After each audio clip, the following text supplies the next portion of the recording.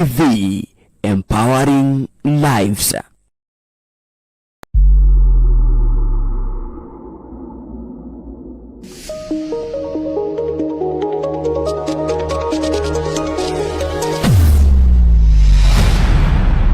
Bethel Clouds TV, empowering lives.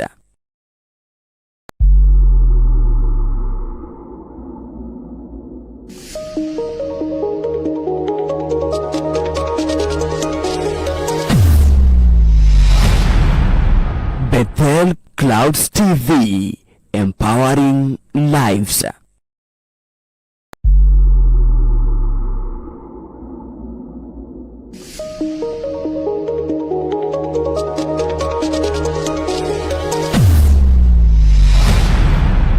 Bethel Clouds TV, empowering lives.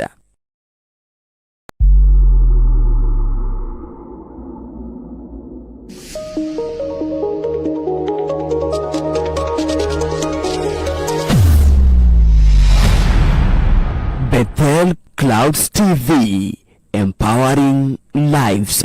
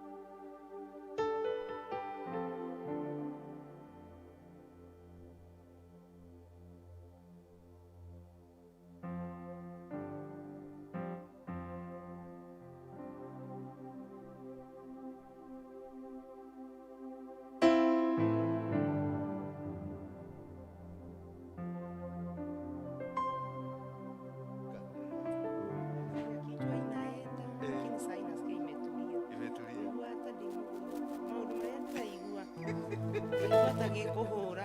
Gikuhurite. Tete gikuhura. Kilikuwa kimegoka. Amegothie. Maringo ni ngari. Ngari arafu riu. Ngona sister yakwa. Kaigua ruo. But now ndimukenu. Ndimukenu. Amen. Ona sister yakwa ndamĩrokĩte. Kamwĩra thiũke. Maũndũ makagucia kũigua ngĩthiĩ hukumu. Ngĩũria rĩu niĩ ngera mami atĩa mĩaka ĩrĩ nĩ athiĩte kĩ. Athiĩ mami ndirĩ ndamwĩra. Ngaigua hapana. Itabidi sasa mimi nisarende. But now I continue to praise the Lord.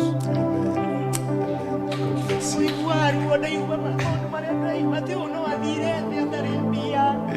Noguo angĩtwarwo thĩ. Ai, ũyũ nĩ ũkwao mũkũrũ ta mami. Nĩ ũkwao mũkũrũ ta baba. Ai, ona kiri nao. Baba itũ nĩ mũkũrũ wa igũrũ kũmakĩra thĩ. Nĩ mũkũrũ gũkĩra na mami mũnjiari. Nĩ mũkũrũ gũkĩra baba mũnjiari. Na nĩ mũkũrũ kũmakĩra thĩ. Thank you. God bless you. Mungu akubariki. Yes. Okay, master. Okay, father. Okay. Okay,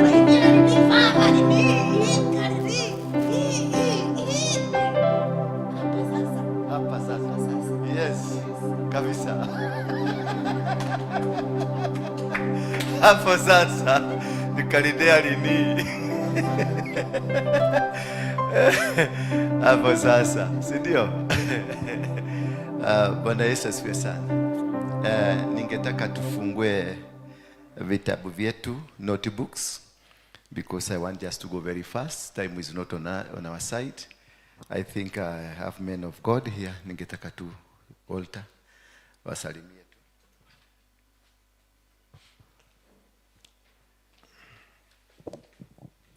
Bwana Yesu asifiwe. Hallelujah. Ni Pastor Walter, Grace Ministry Fellowship kutoka kule Molem. Tuko hapa kwa sababu ya kazi ya Bwana.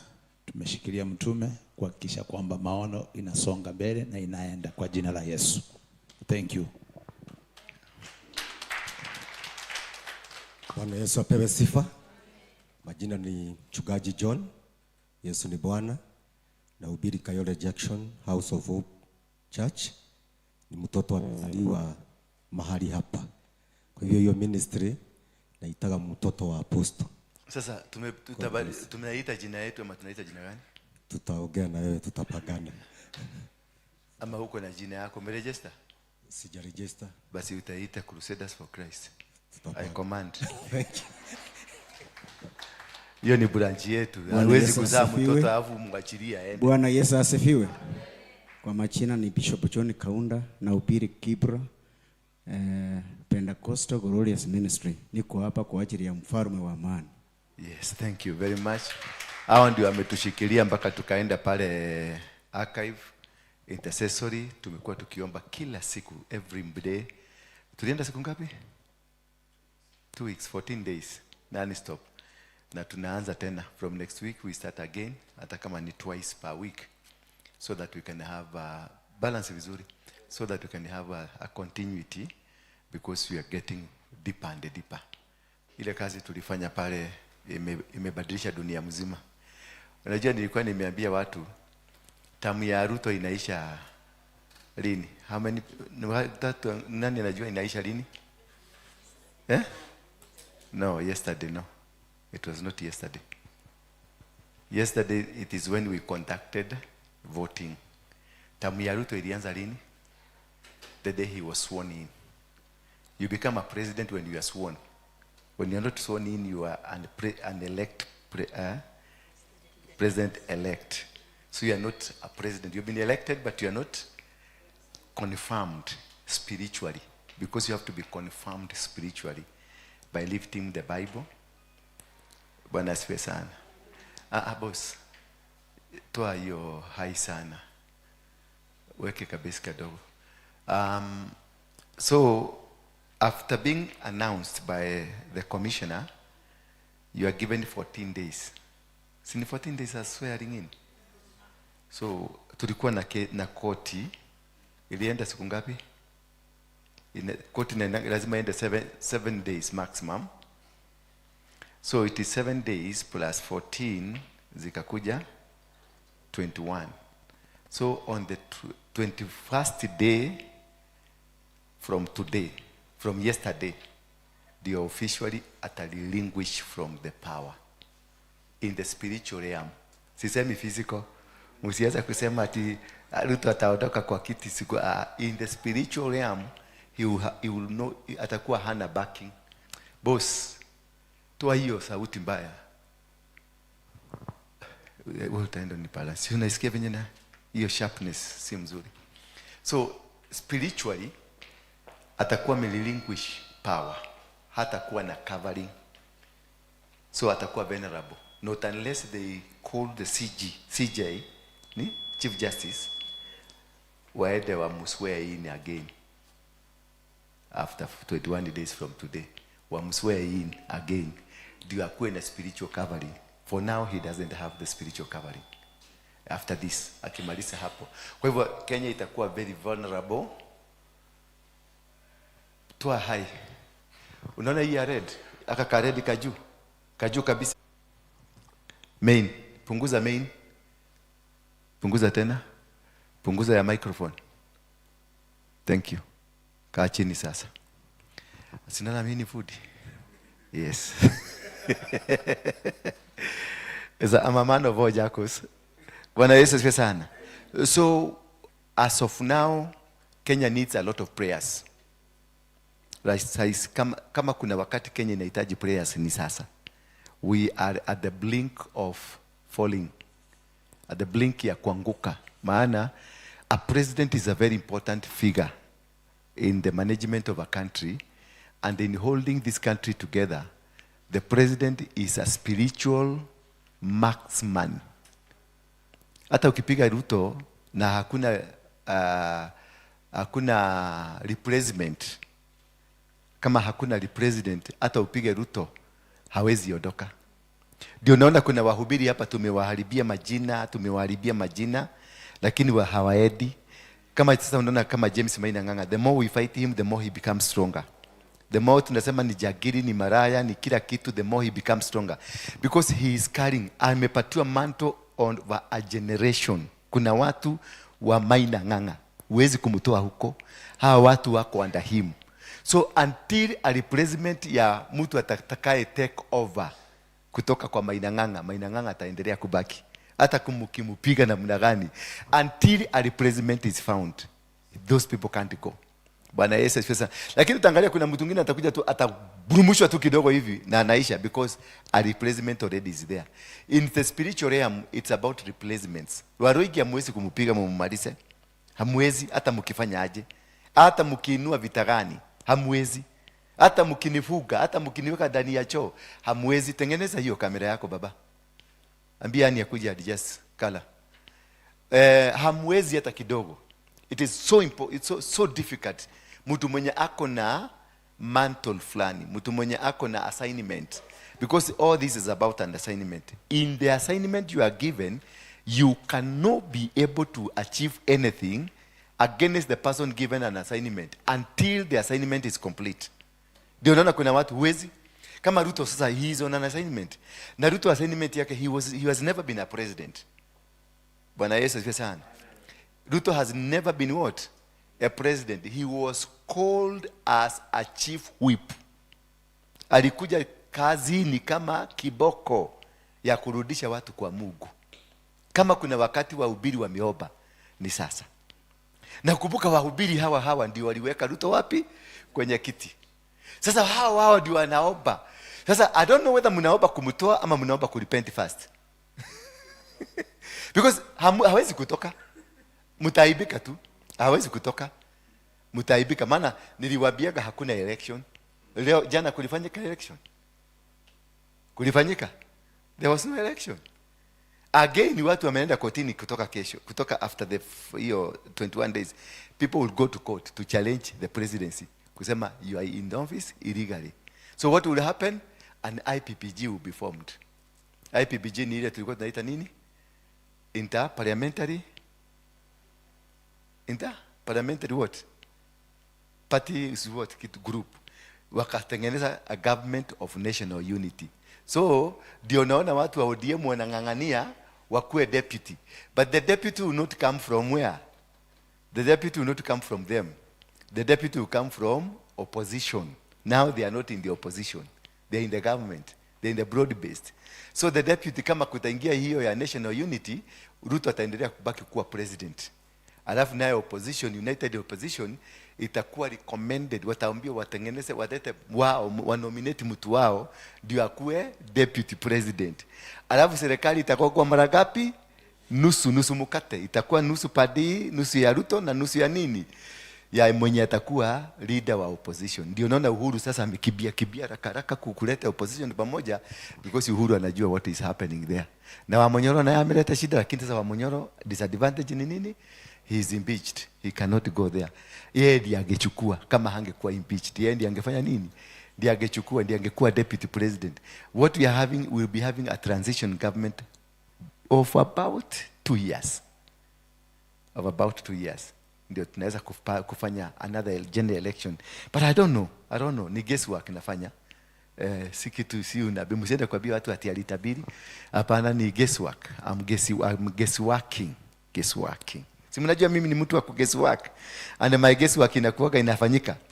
Guesswork. I was born like a guesswork. In fact, even my father and my mother they guessworked about me na nikakuja. So we are all guessworks. Did they plan that night? They never planned. It's guesswork. Mzee alikuwa na shughuli zake, mama alikuwa na shughuli zake, ukatokelezea. People you need in your life. People you need in what? Who are these people that you need in your life? They are in your, for you to succeed in life, there are specific people that you need to work with, that they need to be in your life. Bwana Yesu asifiwe sana. And these people are very important because they will change your direction of life. They can bring down, that time tulikuwa tunasoma, the people you don't need. The people that you must run away from. Na tuwapata ni watu kama 7. So today we are also going to look at who are these people that you need. Number 1 person is a mentor. A person like Apostle Ndura Waruinge who is mentoring you. And that is why you wouldn't want to miss on a Wednesday service, because Wednesday service is a mentorship service where we speak about who do you need in life. It's not about preaching. On Wednesday service we don't preach.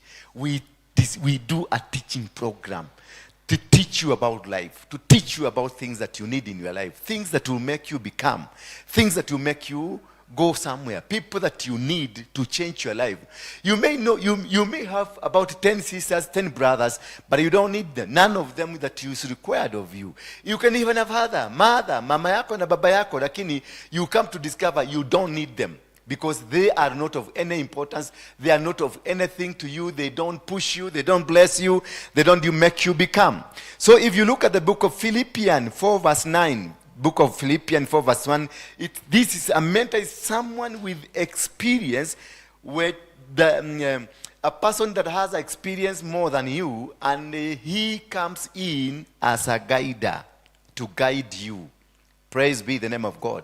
It is someone unique in your life. Someone that has a better understanding of things than you. Someone who has a better way of seeing and looking at things than you.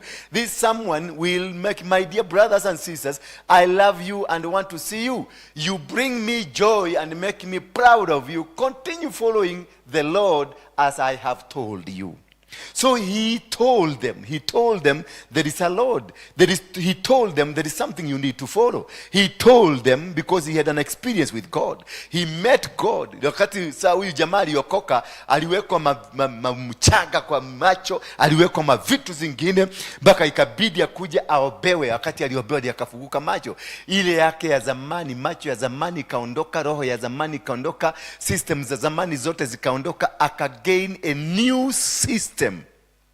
Bwana Yesu asifiwe sana. He got a new system, and this new system ndio now a new experience. So this is the reason he was able to come and speak to people, na ambia watu kuna Mungu, na akawapatia Mungu watu stories za Mungu, na akawaambia jinsi wanafaa kuishi, because they did know. They got somebody, a mentor who came and connected them to God. That is why you need this mentor. A mentor will come and help you. Ukiingia mji wa Nairobi, you need a brother, you need a sister mwenye ameishi kwenye Nairobi na kushika mkono. Sio lazima kuwe sister yako, blood sister, sio lazima kuwe blood brother. Anaweza kuwa mtu tu wa kawaida, anaweza kuwa schoolmate, anaweza kuwa tu mtu yani mpatana. Unajua unaweza kuja tu na ukutane na mtu kwa barabara, umuulize tu swali, barabara ya kwenda mahali fulani iko wapi? Hata hiyo ndio tunaenda, twende nikikuonyeshaga. And from there unakuta you become blood brothers. You become so connected, anakuwa connector wako. These are the people that you need, very special people. And hawakujagi hivi, wanakujaga kwa saburi kama 5. Kuna wale wanatangwa divine connectors. They come, these people, mentors are connectors. They come divinely. Unakutana na mtu akikuuliza hapo, ulikuwa unapita unamuuliza kwa apostle ni wapi? Anakuambia kuja hata ni huko tunaenda. Kumbe huyu mtu ndio alikuwa connector wako na apostle. Naye apostle akuje aachilie neno la kukufungulia. Bwana Yesu asifiwe sana. These are very important people in your life.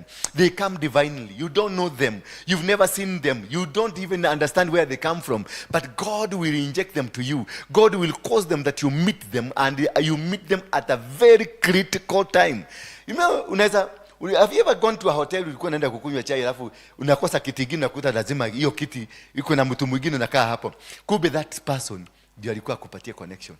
Unaenda unakuta hapo umekaa kwa hapo, unamwambia nataka kwenda Nyayo House lakini nimeshindwa sasa Nyayo House. Ati mnasalimia habari yako mzuri, karibu keti hapo kiti, mnakaa chini, mnaketi, mnaanza kupiga story mpaka unaenda unaanza kureveal ulikuwa unaenda Nyayo House, nimetafuta passport sijui about 7 months sijapata sijui nini. Kumbe huyu mtu mmekaa na yeye ndio anapatianaga passport. Anakuambia hebu karatasi yako uliapply, hebu ile karatasi ulipatiwa namba fulani, unamwambia ndio hii. Anapiga simu anakuambia enda huko chukue. Unakuta huyo mtu kumbe bado ni daraja ya kukupeleka mahali kwingine. Ndio anakuambia hiyo passport by the way unatafuta, ulikuwa unataka kwenda wapi? Nilikuwa nataka kwenda Dubai. Unakuta brother yake ndio anapelekaga watu Dubai, anakuconnect kwa nani? Kwa huyo brother yake. Ukienda kule ng'ambo unakutana na mtu mlikuwa mnasoma na yeye, kumbe ni manager wa security airport. Unaona kama Qatar airport, the entire Qatar airport inakuwa managed na watu na Wakenya. Huko wanaongea Kiswahili. Unikiingia huko unaonaka kila kitu imesimamishwa, watu wanakuja kunisalimia. Wote baka polisi wa huko, sasa wale ujini ni polisi wa huko, wanakuja kuuliza kwani who is that? Because these guys are Kenyans. Kenyans are trusted sana na security. Ukienda Dubai, ukienda Qatar, ndio wana manage security huko. Ndio wana manage vitu mingi sana huko because tumesoma. Wacha kujichukulia ujinga. Tumesoma. We are clever there out there. Bwana Yesu asifiwe sana. Hata madaktari ukienda UK utakuta nurses, Kenyan nurses are very recognized. Hata ukienda huko America, kila mahali utakuta we are recognized. Na pia walevi wa Kenya, they are highly recognized. Kwa ukienda Eastern London, huko unakutanga wanaitako ma brothers. Huko wazungu wanajua brothers ni Kenyans. Kama statistics zote zile zimefanywa London, Kenyans are the best drinkers. Kukunywa, wanajua kukunywa. So we are best in every ways. Bwana Yesu asifiwe sana. So you need, because even how whatever they were mentored by the former watu walikuta huko. So you need a mentor who has a positive direction, a positive understanding, and a direction to mentor you to make you become. That is why tunajishikanisha na mtu mwenye ako na njia mzuri. Tunajikanisha na mtu huyu ndio ukue katika mabawa yake, atakusaidia kuenda mahali unaenda. Ako na neno tu moja. You don't need 2 words. Ako na neno moja ambalo litakusaidia kuvuka. Naweza kukwambia tu sio hii njia, wacha hii njia, vita hii njia. Now that is all what you needed. Bwana Yesu asifiwe sana. So mentors are very important people. Also we can look at 2 Timothy chapter 4 verse 6 and 7. 2 Timothy verse 4 chapter 6 and 7. These people, they will guide you, then they will grow, they will cause growth in you. A mentor causes growth in you. Unakuwa. Hao ndio watu watakwambia wachana na hiyo kazi unafanya. Hiyo kazi sasa haina market, it's not in the market. Then anakutransfer, anakuambia nenda mahali fulani kuna kazi kama hiyo na ni mzuri. Ama anakuambia fungua biashara hii, wachana na biashara ya viatu. Enda kwa biashara ya kuuza madisi, ama enda kwenye biashara ya kuuza nini? Kitu avocado. Ama yani they will advise you, they will cause you to grow. And also they will share wisdom to you. They will share the wisdom. The word now I'm releasing to you, they are wisdomatic words. These are wisdom I'm releasing to you. This wisdom is spiritually guided so that you can use it to go to the other places. And now, again, lastly but not least, they will help you avoid mistakes. A mentor will help you avoid silly mistakes, because we are prone to mistakes. We make a lot of mistakes, and all these mistakes that we make because we lacked somebody to help you. Like now, when I started preaching, wakati nilianza kukua mchungaji, nimefanya makosa mingi sana, because perhaps maybe sikupatana na a good mentor. Perhaps maybe sikupatana, because when you become born again, you don't sit under an evangelist.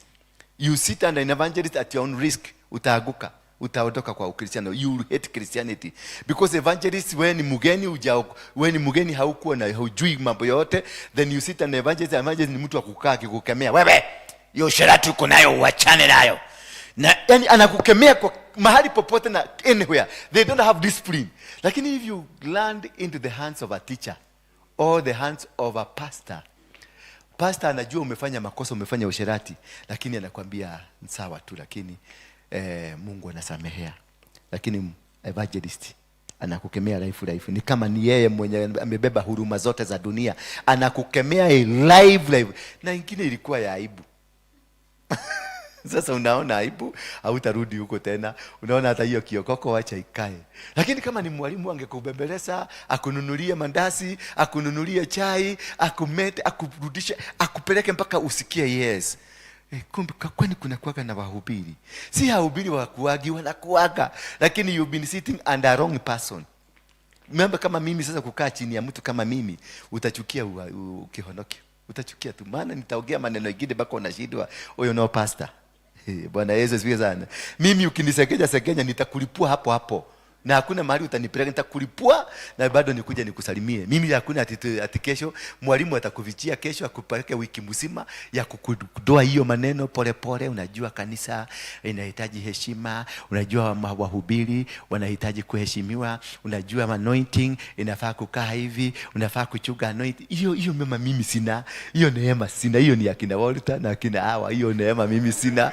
Mimi nitakulipulia wapi? Hapa na hiyo story ishia hapo. Na nikwambie, kama kuna mahali utanipeleka nipeleke. Maana mimi nimefanya kazi yangu ya kukulipua. Ukianza masegenyo mnaanza kusegenya, nitawalipua hapo. Unipatie moshene, nitakulipua na hiyo moshene yako na ule mwingine, and the life will continue as that. Because that is the line of my calling. So if you come around the line of my calling, usindo kunielewa hapa, hautakaa kanisa. Utatoka tu. Maana nitakulipua leo na kesho bado nitakulipua. Na kesho kuto ukiendelea nitakulipua. Na usipochange zaidi teke na kufukuza na kuambia kanyaga barabara kwenda kabisa. Because I don't have that time to waste with anybody. Na kama ndio when I lacked Amanda, because I sat under James Maina Nganga. Ndio niliokokea kwake. This is an evangelist. Kurudi hapo nilienda kwa Harrison. Kwa Harrison yes, nilifundishwa utulivu. Lakini bado karoho kale kanafanya kazi kwangu sana. Nika huyu mzee. Ndio kanafanya kazi sana. Maana ni yeye alinizaa. Wakati nilienda kwa baba yule mwingine hakunitoa mazao ya huyu, aniweke yake. Sasa alibadikilia yake juu, ndio nakujaga juu, ndio naona najua kufundisha. Lakini nikilipuka hapa, ukianza kuona nimelipuka hapa, utaona nimetani black. Na mimi already ni black. Sasa imagine ninakuaga sura gani? Sura baya. Sasa hata ukikuja unaniangalia hivi, unatetemeka, unatoka peke yako. Kwa sababu nimeekelewa vitu ngapi? Niko na vitu mbili, vitu maroho mbili ya Nganga na huyu, na inaweza kulipuka. Alafu tena kale kamogeke kako kwa roho. Sasa niangalie, sasa unaona unadili na mtu aina gani? You need to be very careful. Very careful bana. Karoho kamogeke katawale. Unajua spirit na kugogaka kulingana na venye imekuja. Ile itakuja iactivate Nganga hule ama Nganga huyu ama mogeke. Oba Nganga yule ama huyu, kwa sababu Nganga lito atakutusi tu akwambia ng'ombe wewe. Kuyeno. Na hiyo story ishia hapo. Yule mwingine atakutuliza. Mogeki atakulima. Atakutuaga viboko. Na dunia iendelee nini? Iendelee kufanyika hivyo. So yule mchungaji umekaa chini yake, muangalie ni saburi gani. Niguo wako wewe wa mushene, utige mushene. Tondu no egukuringa. Na ndaramaka na rucio agwitire raji. Na muthie raji. Bwana Yesu asifiwe sana. So these people, they help you kuepukana na tumakosa. Sasa nikiwa na Gadhaia siku nyingine hapa aliniita hapa ndani. Akaniambia na leo umekuwa mkali. Nikajua anataka kuniambia usikuage mkali. Lakini bado anapitia wapi? Because Gadhaia tulisoma naye shule moja. Na tukisoma naye walinijua, walikuwa wamenibadika jina baya. Nyinyi mlinipatia jina baya. Watu. Na ndio waliandika mpaka kwa kitambulisho. Sasa sijui nitakuja kuitoaje. Waliniita Noriega. Noriega alikuwa president wa Panama. Anaitwa Antonio Emmanuel Noriega, the drug trafficker. Ako jela mpaka sasa hivi, ndio? Alifugwa. Sasa hiyo ndio jina wanipatia kwa sababu I was a drug trafficker kwa shule. Ndio mimi nilikuwa nauza bangi, masigara, kila kitu takataka zote kwa shule. I was the distributor. Sasa hawa walikuwa najua I was notorious. Na nikiwa shule nilikuwa na kahawa ngapi? 3. Yes. Nikiwa shule bado nilikuwa na pesa. Akaunti yangu moja ilikuwa na shilingi 1,300. Wewe, acha kunionaka hivi. Nikiwa secondary. Huyu Gadhaia nilimlipia school fees. Huyu alifukuzwa nikamwambia usiende nyumbani, nitamlipia school fees. Na nikamlipia. Yesu asifiwe sana. So si leo nimeanza kupatiana pesa. Nilianza hata nikiwa primary nilikuwa napatiana, tunasaidia watu. And that is my nature. Na najua kutafuta pesa na zinapatikanaka. Mimi nikiamua sasa kesho nataka milioni 3. I'm telling you zitapatikana kesho. Because God has given me this. Na mimi sijui kukaa nazo kwa mfuko. Zikikuja kwa mfuko nasikiaka tu zitoke. Zinaumanga, zinanifubwaga. Nasikiaka tu kutoa. Juzi nilikuomba mafuta ya kuweka pesa ya kuweka mafuta. Na siku hiyo tulipatiana hapa 600,000. Na ni mtu alikuwa amenipatia 600,000, akaniambia hii edo angalie ile kitu naweza kufanya nayo kanisa. Siku hiyo nikaambia huyu, iteni watu wakuje. Akaniuliza hapana, hatujajipanga. Hapana, ita wale wako karibu. Maana inanisubua, nataka watu wakae vizuri. Bwana Yesu asifiwe sana. These are the people. That is now I need a person like you. Kuna jana ulikuwa umekasirika, ndio ukuje uniambie kaa nayo kidogo, tutaipagia kesho. Ndio nikifika kesho, by time kesho nitakuwa nimechange fikira ya kuitumia venye nilikuwa naitaka kuitumia. That is why you need a mentor to come and help you, stop you from hasty decisions that you are making, stop you from making decisions ambazo zinaweza kufanya yes ni nzuri, utafurahi that minute, utakuwa momentarily you'll be happy, but utakuja kurealize you made a mistake that you should have not made. That is why you need what? A mentor. Somebody will come and caution you, akwambie whatever you are doing is good, but it's not for this time. Whatever hiyo maneno umesungumza ni mzuri, lakini haikuwa kwa pulpit. Mugegia mimi yangu na ogeleaga hapa. Utasikia nikikumbuka kuna kitu nilifanya kuna kitu nilifanya mahali fulani 10 years ago. Ikigiria isimamia hapa. Mimi Mungu ananiambiaga nikikukumbusha kitu nimekukumbusha ndio repent. Sasa kama kuna usherati nilifanya mahali fulani na mwanamke fulani na ikumbukie hapa, nitainenea wapi? Hapa. Lakini sasa Walter hawezi kuinenea hapa, maana kanisa itavujika. Bwana asifiwe sana. Kanisa itaanguka. So kuna vitu ambavyo unafanya kulingana na venye mwito wako. Kwa hivyo unahitaji, ndio maana tunahitaji mtu yote anaitwa pastor ako na spiritual father. Mwenye anataka kumwekaga breki. Ukienda sana. Kama sasa nikienda sana nasikiaga Harrison, nikiona simu ya Harrison, we mwega. Mwadhani ya gosho. Najua kuna maneno. Namwambia uko kwa ofisi ama uko pale. Na kibiaga mbele. Uko kwa ofisi ama uko home. Ananiambia niko kwa ofisi. Can I come now? Bila aniambie come, because I don't need a stucky. When you want to gain favor and the love of God and the success in spiritual life, don't allow your spiritual father to summon you. Bwana Yesu asifiwe. Akikusummon utaenda na authority yake na ataenda kukemea. So ukijua ameanza kufungua mdomo yake, ufunge, mwambie can I come? Sasa wewe ujisummon. Bwana Yesu asifiwe sana. Utakuwa ukifika kwake utakuwa amerudi chini na wewe utarudi chini. Sasa mtaongea vizuri. Lakini akikusummon I need you to come, utaenda utamkuta kwa mlango. Ukiingia tu na kuangalia kwa mguu mpaka kwa kichwa. Alafu nakwambia kaa chini. Umekunywa chai? Wekeeni huyo chai, unajua sasa hapa kuna mlipuko fulani ambao uko karibu kulipuka. But if you had confronted this man na umuingie kabla akuingie, utakuwa umemuwin. Ukifika huko ako chini. Bwana Yesu asifiwe. That is how to live with the spiritual fathers. Bwana Yesu asifiwe sana. Inyu atumia mutida mukidiscuss horo wa apostle ni akomire na atumia ni ekiriona ni arehire biro nyingi muno ni kiana murakaru ni ekiriana na hakuna pesa yenu amewaitisha. Wacha niwaambie, learn siogene wewe. I'm picking on you. Are you a man? No. Are you a woman? Yes, I'm talking about women. Na sio kanisa hii, nasema makanisa yote, because this is a tendency that is with women in churches. Because they don't come to church because of the anointing that is upon the man of God. Sasa hivi nimevaa, kuna mtu anajua hii ni design gani, imetoka wapi, mpaka anaweza kukwambia imetoka factory gani. Lakini muulize tumesoma, dakika ngapi zimepita? Kama 10 hivi, muulize tumesoma kitabu gani mwanzo, hajui. Lakini anaweza kukwambia mpaka ile ada wewe umevaa. Because akili yao yote inakuaga huyu anataka kuwa bwana yako, anataka ni kweli bwana yake. Ati Mungu alinizungumzia, nasikia kitu kutoka kwa hapa kinakuja kia bwana. Hapa hakuna bwana unaweza pata. Hapa. Don't waste your time. Don't waste your time. Then number 2, you need a royal friend, a partner. A royal what?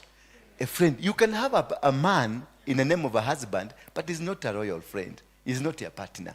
You know, marriage is about partner. Marriage is not having a husband na kuzaa watoto. Kuzaa watoto is not partnership. Kuzaa watoto is normal. But partnership is that man or that woman who will walk with you in the darkest time and in the brightest time. The person who will be there for you. A person who will be there standing around with you. A person who will care about it. Tusome kitabu cha Ecclesiastes 4:9. Sisi hatukusoma vizuri, hatukupata mwalimu wetu alikuwa anaitwa Kemani. Headmaster wetu. Na alikuwa mbaya, alikuwa anachapa. Na mwalimu alikuwa anaitwa Ninja. Imagine secondary school ukipigwa viboko na mwalimu. Na mimi nilimuorganizia strike shule ya mzima. Na alikufa, ni akuile? Aliona moto. A person who gives you a honest opinion, no matter how painful it may be, that's a partner. 2 people are better than 1. When 2 people work together, they get more work done. Verse 10, please. If one person falls, the other person can reach out to help. But those who are alone, when they fall, have no one to help them. So this is a person who will pick you when yuko chini. Sio kwenda kukoshabia. Bwana Yesu asifiwe sana. Sio kwenda kusema venye wanawake wamelala na mtu, ama kila kitu imefanyika, ama kuna pesa imepatikana, imeibiwa, ama huyo ndio hiyo pesa ilipotea wakati wake. You see, those nonsensical things that you don't have time to discuss the name of God, discuss the kingdom of God, but discuss the personality of the man of God. You are the most hopeless human being on earth. Praise be the name of God. You don't deserve to be called a child of God, and you will be cast. Hallelujah. So this person who gives you honest opinion, that's a very important person. Kuwa na huyo mtu ni partner. Atakwambia this thing is not working, this thing is not going. They will not go out there kukudiscuss. Atakuita kwa ofisi, atakuita mahali akwambie, my brother, hii biashara unataka kufungua si mzuri, huko mbele kuna kamtego umewekewa, huko mbele kuna kitu kibaya. Anakuambia, my brother, huyo mwanamke mlishikana na yeye, mimi najua si mwanamke mzuri, kahistori kake ni haka na haka. Ama anakuambia, my brother, hiyo pombe unakunywa siku hizi itakuharibu. Because juzi na hiyo ingine nimesikia hata harufu yako venye unatembea umeanza kunuka, hata makwapa zako zimeanza kutoa jasho, ingine inakaa kama ni sewage. Anakuambia unanuka, anakuambia unanuka, now you need to change what you are doing. You need to change how you are living. That is a person we call a honest partner in your life. Somebody who will give you the clear picture about what is happening. Somebody who will not kuficha kukupeleka. You need that person in your life. Bwana Yesu sana. Ria goka gwire tigana ina kemira haha. Yanyita tikwaje kuthikuga ni ulikuwa nataka nini? Ulikuwa nataka kujua nini? Hapana, I will tell you. You are naked. Tell the king he's naked. Na umwende to confront, uende kwa ofisi yake umwambie, this is how I'm looking at you. This is how I'm seeing you. This is what I'm seeing you. And this will help you and it will help that person. Na huyo mtu atasimama vizuri. Hiyo ndio kusaidia mtu. Sio kwenda kuogea huko, kusegenya huko. Ukisikia mtu anakusegenya ama anakuchukua simu, wanakuogelelea, hawakupedi. Nigidi mama lako eje meda gokue makogaye. Bwana Yesu asifiwe sana. So you need a very loyal friend. Number 3, you need somebody to encourage you, an encourager. Somebody who is, we call them unconditional friends. People that will be with you unconditionally. Yani si hakuna kitu anataka kwako. Ako hapo because ni friend, anataka kutembea na wewe, anataka kusaidia wewe, na wewe unamsaidia. Mnasaidiana and you live very nice life. And this one will happen. We look at the book of Proverbs 17 verse 17. Proverbs 17 plus verse 17. This is a passionate person who lifts your spirit. Their work is they come, they will lift your spirit when you are down. Wakati wanasikia unapigwa, wakati wanasikia unagoromokewa, wakati wanasikia watu wamekuinukia, vitu zako hazifanyi vizuri, biashara ni kama kuna actioneers wanakuja, kuna vitu vinafanyika. These are the people who can atakuja kuinua spirit yako. Atakuja na kuombea, mnaomba pamoja, anakuambia kuna attack nimesikia, kuna maneno nimesikia na watu, I want to pray with you. Anakuandikia ka message karefu kazuri kama kitabu ya novel ya James Hadley Chase, anakuandikia chapter 1 of James Hadley Chase, point za encouragement. Baka anakutoa, ulikuwa umelala kwa nyumba, unashindwa kuamka, ulikuwa mahalsa zimekuingililia, ulikuwa kichwa inataka kupasuka, lakini unasikia sasa ukisoma hiyo message unaanza kusikia something is happening. Unaanza kumbe kuna mtu anaweza ana feel there is somebody that is feeling me, there is somebody that is taking care of me, there is somebody that has a word for me. Those are the people that you need in your life. Those are the kind of people, the people who will encourage you, not the people that will go calling, discussing, saying, anafanya, anaenda, analipa biru, alilipa biru, alifanya hii, alienda hivi. Huyo ni ushetani. Hizo ni jagiri. Ukisikia mtu anakaa tu na kudiscuss, ati nani aje taka akaje tako, usho ni umaraya, na ni ushetani. Na hiyo ni baya. Hiyo sio hapa, na nilikwambia na nikasema hiyo haitarudiwa hapa tena. Nitawatuaka, nitawanyorosa na nitawavuruga. Hola. Bwana Yesu asifiwe sana. Yes, these are the people that will cheer you. They will cheer you on as you get into your goals, as you become, ukianza kusucceed. These are the people that will be with you to celebrate the succession. Hiyo unainuka, wanakuja wanakuambia Mungu wako pamoja na wewe, wanafurahia kuinuka kwako. Lakini sasa ununua nguo mpya, enda ununue nguo mpya. Hapa ununue kitege ile kisuri ya ulie roho maduri, na ufuge ile kikofia kia ulie roho maduri. Ukuje hapa na kiatu uweke mkanyakanya, utembee hapa ukanyage yaanze kulia kongong akiteremka hapa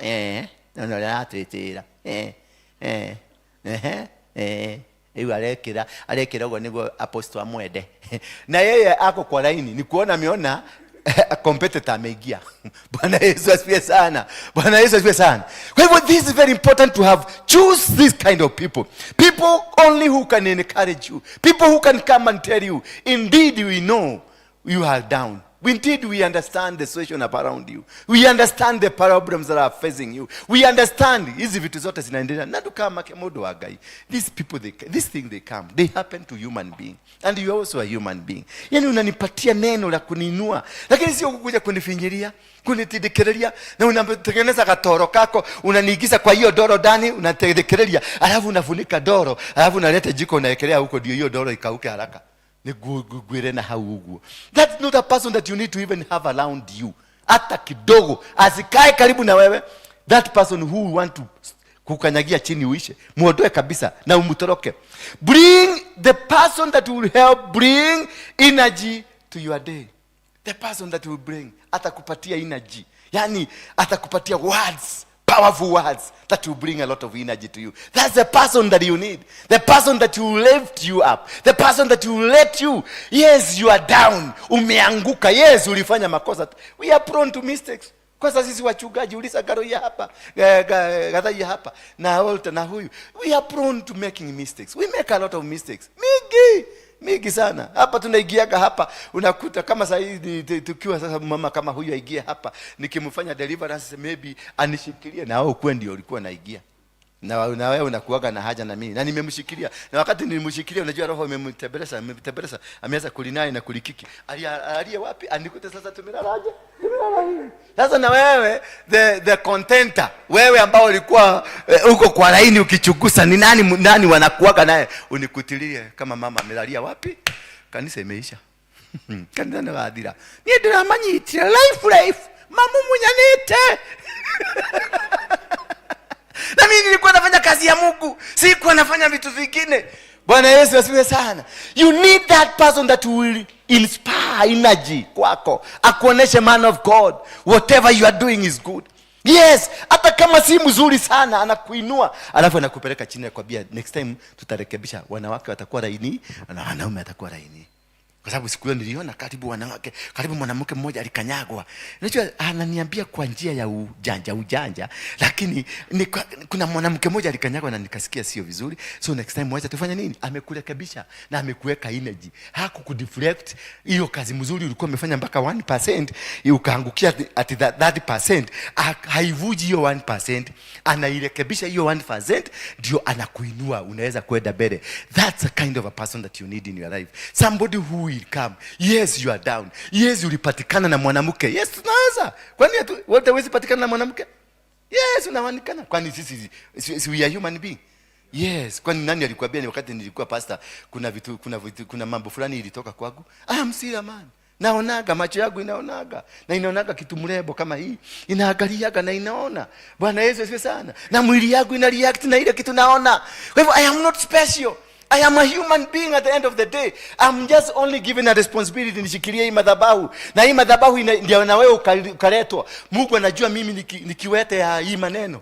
Bwana Yesu asifiwe sana. Sasa Bwana Mungu akatuma huyu na akatuma wewe ukuje unisaidie kusimama. Sio kunisaidia kunipiga, sio kunisaidia kunianguka. Wanawake lazima nitawaona. Si ati nimeokoka wanawake. Niliondoka kwenda biguni. Huyu mwanamke ako na sura mzuri, lazima nimuone. Niko na macho. Yes, mimi ni apostle hapa, nikitoka pale mimi ni Ndura Waruinge. Mwanaume. Hallelujah. So ukiniona nimeingia na mwanamke hapa pale, yes, hivyo unafikiria ndivyo. Ugoreshiria neguo. Udeithiriria ndikagwa mutego-ini. Nanyita nikyo wetito hadu hariku. Ndio maana uko kwa hii kanisa, unishikilie kwa maombi, unishikilie uniobe, maana I am a human being. Mundu to yagejira na ni mundu taramo yiri tutokera tu kopedera tu please. Kira tu negwendete mundu. Simama tu. Mundu to yagejira tukanywe kahwari. No ndege. Twathi kahwa tugocoka twalire ko cia Yesu. Tukore cia Yesu. Hatire Yesu ugoka. Hakuna. Yesu tutamwacha hapa. Huko tutaongelea mambo mengine. We muhiku. Haya. Wina twana tuigana. Nigetha ukimenya kana ni nyingi muno. Mwathani akacha wa mbere na miaka igana. Okay, nigetha ukimenya mugutigana nacio how long. Uguikara nacio how long, mugutigana nacio how long. Nigetha ukimenya mwana ni wa. You see, that will be the language ya kahwa pale. Na huyo si apostle hatakuwa pale. Ule ni Ndura atakuwa pale. Bwana Yesu asifiwe sana. I am not any special. I am a human being. You've been called here kuja kunisaidia kusimama. Sio kuja kunipiga, sio kuja kunisegenya hapa ni kama hauna kazi, ni kama hauna kitu unafanya hapa. Kwenda kabisa kama hauna kazi nyingine, ni kujua apostle analalaka wapi, analalaka na nani, ni biro gapi analipaga, ni nini anafanyaga. Hiyo ujinga yako pelekea mama yako. Sio hapa, usiniletee hapa. Bwana ndio muhujia. Na kuhujia ndio hujia. Na digwete. Kwani nataka niulize swali. Na uulizaga swali na mlio hujai kunijibu. Wakati Yesu alipata watu kanisani wakifanya biashara, aliwafanyaje? Aliwachapa na nini? Nyahunyo. Alituma na duka gani kununua nyahunyo? Alikuwa anatembea nayo kwa nini? Niulize, alikuwa anatembea nayo kwa nini? Kwani alikuwa criminal? Kwani Yesu alikuwa guni? Alikuwa anatembea, yeye ni mwana wa Mungu, alikuwa anatembea silaha. Hiyo si ni silaha.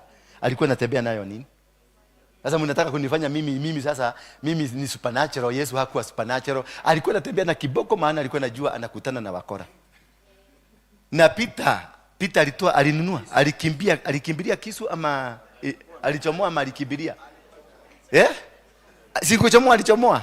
Yesu hakuwa anajua ni huyu jamaa anabebaga. Alafu na kwa muona hakuwa imuka sasa kumwambia nero wake okuwa niko tuthokeria nero atushinira bisha. Na hakumwambia tupa.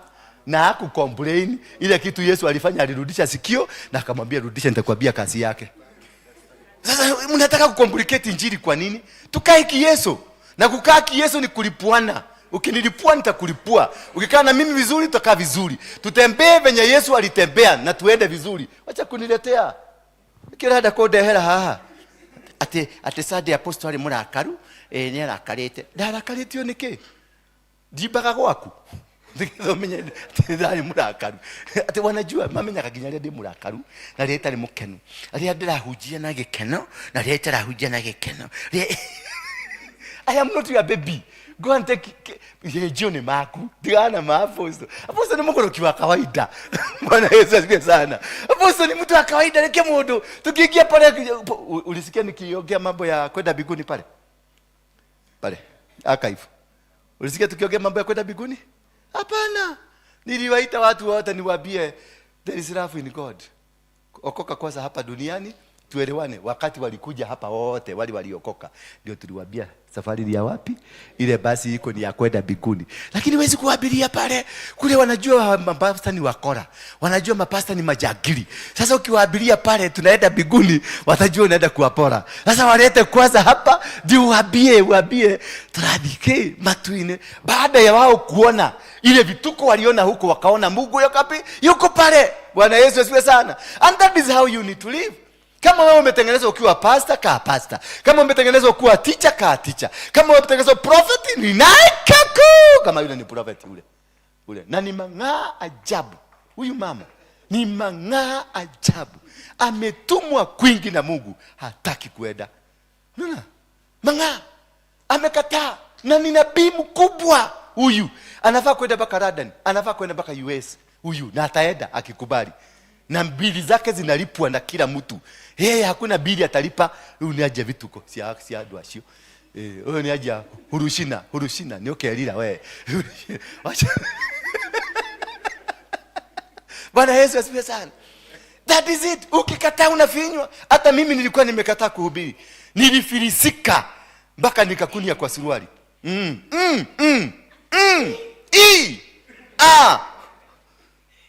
Basi edo kae chini. Yes. Yeah. Ukikama ngao utafinywa. Mungu si mtu mzuri. Mungu si mzuri. Yes, is a jealous God.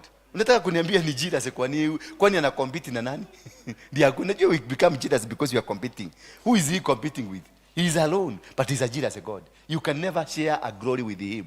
Bwana Yesu asifiwe sana. And this is what God has called you. The purpose of you being in this ministry. Mliitwa kwa hii ministry because alijua kile kitu ameweka hapa ni kiwete. In the form of Ndura Waruinge. Ni kiwete. Ni ndio kia mehia. Yes. Nitakuhubiria hapa na nikuhubirie uokoke. Unikute pale na kamchupa. Na nilikuhubiria wachane na kamchupa. Ni ukokora na kamushuva kawaini. Nakokaga sometimes. Angalia Walter sasa. Ngai. Tabaka amekodoa jicho. Are you serious ama you are just joking? Yes. Aterere madam. Yeah? Aterere. I'm a human being. I need an encourager. Ukuje. The reason you are brought here. That's the reason, Agnes, you are here. To encourage me. To help me walk in this park. Nigetaka. Hii ni kichaka. Munisaidie hapa kuna marayon, hapa kuna machita, hapa kuna manyoka, nisaidie kutembea, nisaidie tuende. Na hapo katika kunisaidia naye Mungu atakubariki. Milango yenu inafungukanga kwa sababu ya kunisaidia. Lakini ukiinuka ati mnaenda kunipiga, ati mnaenda kusema ati nakupigia simu, ati ninakuitaga, ati ni apostle aje taka tukadi kodo mubada nake. We, tatiga goma. Tutige goma, gweteteko. Wacha ushetani. Nakuita nikikuitia nini? Hello. Rogoro. Siwapia watu. Tulikuwa waizi. Nilikuwa mbaya kuliko wewe. Yesu ni Bwana. Ngidari muishi. Moru. Dadi anafundokishiga na. Si unajua? Unajua. Si nilikuita mahali siku moja ukasema ukuji. Kwa sababu aliniogopa. Na tumetoka shule moja. Maana ile historia yako nayo ni bala. Bwana Yesu, nilikuwa nalaranga kwa wanawake. That is why I have 26 children. Najua amjai kuacha niwaelezee tu why I have these children. These children is only wanawake wawili wako na watoto watatu. Bwana Yesu asifiwe sana. Wanawake wangapi? Peke yao. Lakini hao wengine ni kamoja kamoja Agnes, kamoja wewe, kamoja wewe, kamoja wewe, kamoja wewe. Na sio ati nilikuwa nataka kuwatafuta, nilikuwa natafuta mahali pa kujificha. Na kwa sababu nilikuwa mwizi na wanawake wanapenda mtu wako na pesa na wanapendanga mtu baya. By then kwa nini mnapendanga watu wabaya? Si pesa, security. Wanawake walikuwa wananipenda. Nikimwambia ninakuja, nakuta ametengeneza security kila kitu, na kama kulikuwa kuna mgeni amefukuswa. Maana the guest of honor is coming. The guest of honor is coming. Nikienda huko nampatia shilingi kama milioni 1 na mwambia weka hapo tukule. Sasa hiyo tutakuwa tukitoa tugiri 5, enda ununue kanyama na kamuchupa na ka Viceroy, ka Jameson ama Glenfiddich. Sasa tunakulia pole pole. By the time nimalize siku zako 7-8 huko, utakuta 300 zimeenda. Alafu nikitoka na muachia 100. Sasa next time akisikia ninakuja, nitafugiwa mlango. Sasa nikisikia polisi wamepata fununu niko wapi, ninaruka kwa huyu, naenda kwa huyu. Sasa hiyo siku zote tulikuwa na huyu, lazima ninaacha akapegwa huko. Sasa nikisikia polisi wananitafuta, wamejua pale niko, naruka kwa nani? Kwa huyu. Naye nakaa kwa huyu siku 2-3, sio siku 2 ya maombi, sio intercession tunafanya huko, ni kulewa na kukula na kujivijari. Nikisikia huko nikamelipuka na kimbia kwa huyu. Nikimbia kwa huyu, hivyo ndivyo nilipata hawa watoto. So they are not a mistake. I was securing my security. Ndio nikuja nikuhubirie. Te komenani ndo asia na isio. Te komenate to de jagiri. Asha, I was securing my life. Ndio leo kuja unisikilize. Bwana Yesu asifiwe sana. Na hiyo ni Mungu, ni knowledge Mungu alinipatia. Sasa unakuja kucomplain knowledge ya Mungu. Tatigana na maodo masio maku. Mtunia agate. Yeke na kifujio kweli.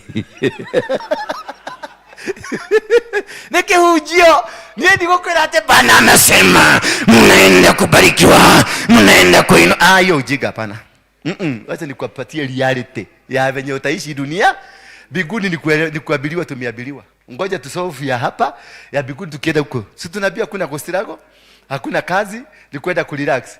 Why should I tell you huko na kuwapatia historia huko ya nini? Na huko ni freehold, ni kukaa venye unataka na Mungu ako na wewe.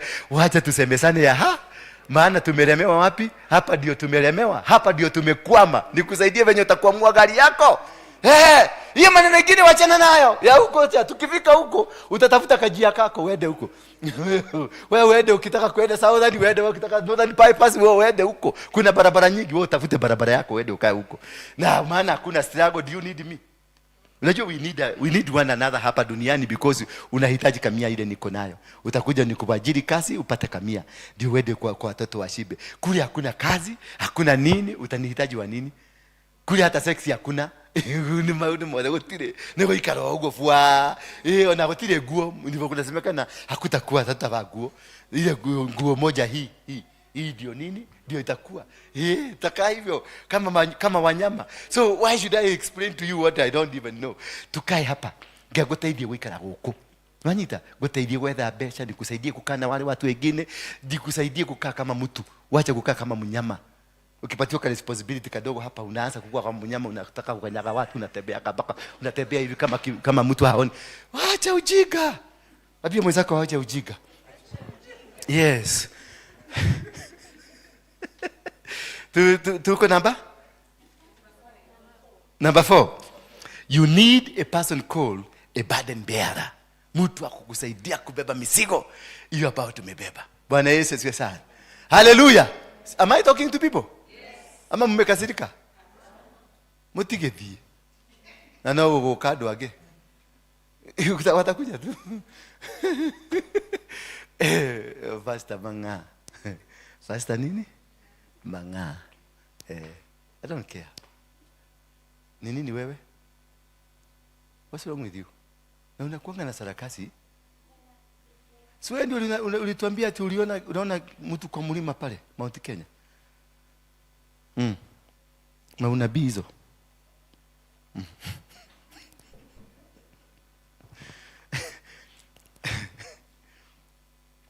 You need a trusted, confident who stands by you in hard times and keeps you from falling back. Bwana Yesu asifiwe sana. A person, a trusted, confident. Kama wewe nimekupatia kazi kama hani hapa, you need to be a trusted, confident. Kama nimekupatia kazi hapa, you must be a trusted confidant who will help me from falling back. Unanisaidia kutokuanguka. Lakini sasa nikikuwa hapa nikikuja nikelele tupu kila wakati, wewe Mungu atakuchapa kiboko vizuri, maana unazuia mtumishi wake. Imagine, hebu angalia Jakarada, kulikuwa na watu wangapi? There are so many. Na hapa there are so many. Kuna mhubiri Kenya hii amefanya kitu kama hiyo. So that is the calling God has called me. Bwana Yesu asifiwe sana. Na watu wengi wanakuja and they are feeling comfortable with me, and God has made them to be comfortable with me. I have become a vessel. I have become a father to them. Sasa na wewe unataka niaguke? Sasa niambie, Mungu ataangalia umati ama ataangalia wewe? Atakung'oa ndio mimi nirudi kwa umati. Maana I am a father who is making these people understand, who is bringing these people into the house of the Lord. Wewe ni masegenyo, mtosimu mnapigiana tusimu in the night. Sasa wewe mtafanya nini? Mtafinywa ndio mimi nibaki niletewe mtu mwingine wa kusimama na mimi, and the life continues. That is what happens. Usijali ni kwa nini ulihuka. Kuhuka ni kukatanageza waidi. Kuhuka, you stagnated. The reason you stagnated when you came here and the prophetic words were upon you ni kwa sababu ulikosa kufanya ile kazi ulitumwa, ukakuwa msengenyaji. Ukakuwa stori zako ni za kupiga watu, ni nani anakuaga, ni nani anahedaga, ni nani anakuaga. The moment you turn out to be a demonic vessel, you fall, because God will disconnect himself from you. Bwana Yesu asifiwe sana. That is the reason your prayers have never reached, because kulipelekwa complain, wewe unaoragiria dukaterogame. Afadhali yule mama anakuangalia hivi na jicho moja na anakupenda, anasema I wish this man can be mine. Kuliko wewe ambao unachukua simu kupigia mtu mwingine kumwambia discuss the man of God. Don't discuss.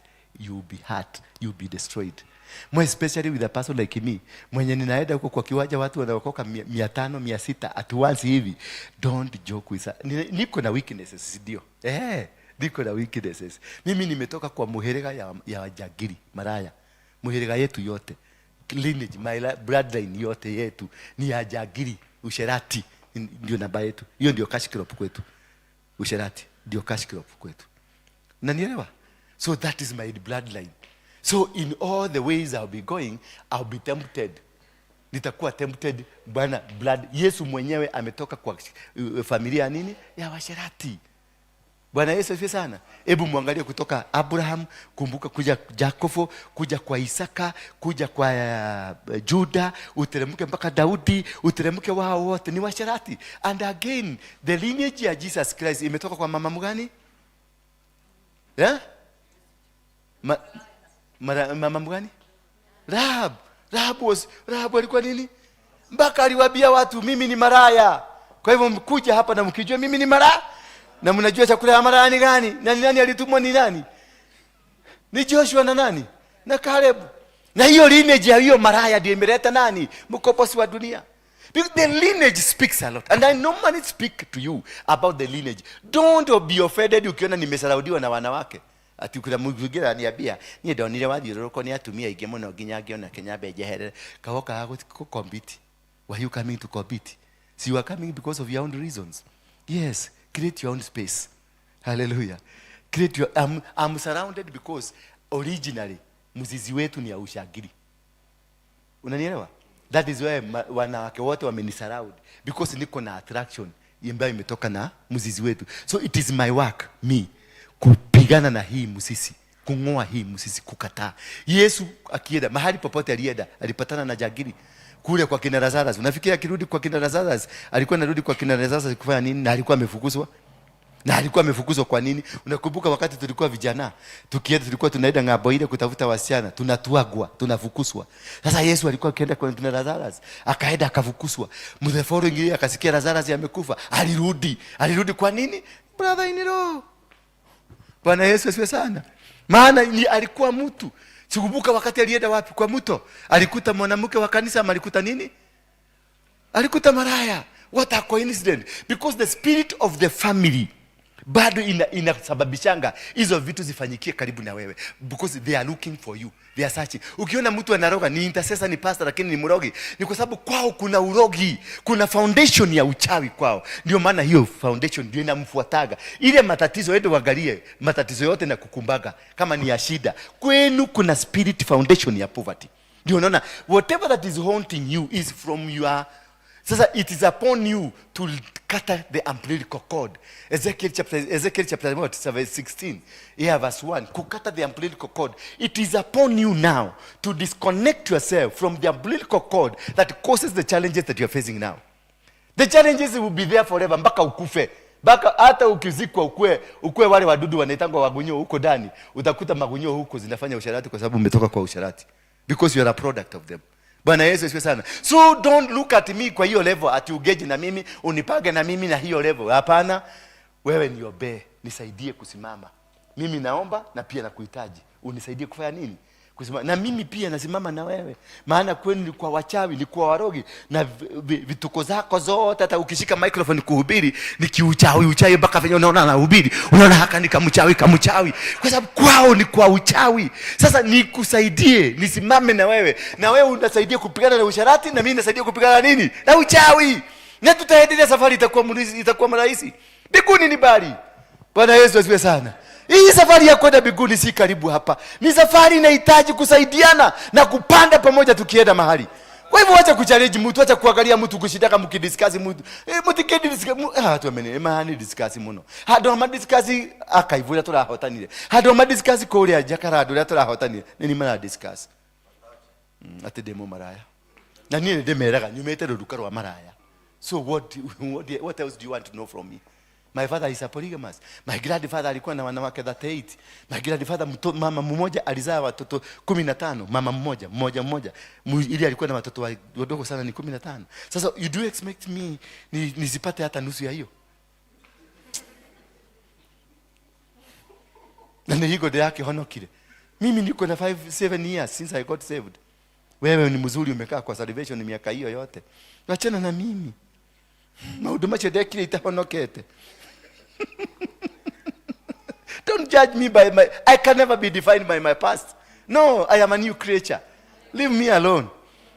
So you need somebody who is called a burden bearer, who is a mentee, the person, a trusted confidant, who will stand by you in hard times and keeps you from falling back. Person ni mwenye atakusaidia, atakushikilia. Sio kwenda kuwakelelea moto, ati moto imesikia moto imewaka, anakuja na mafuta ya petroli, anamwagilia hapo, ati ndio hiyo moto iwake sana, ati that is the only thing you can be able to discuss. That is nonsense.